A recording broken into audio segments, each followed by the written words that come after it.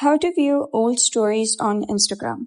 Hello guys and welcome back to the channel. In this video, I'm going to show you how you can view your old stories on Instagram.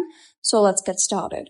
First of all, you're going to open Instagram and click on your profile icon at the bottom right corner.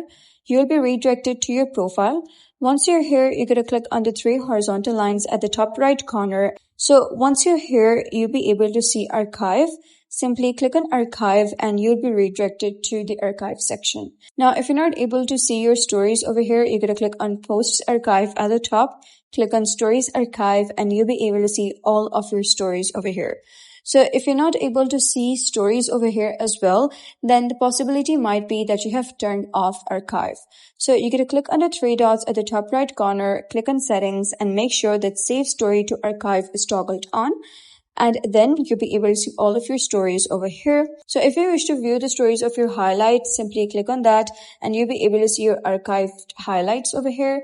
If you wish to see the stories in a calendar view, you're going to click on calendar.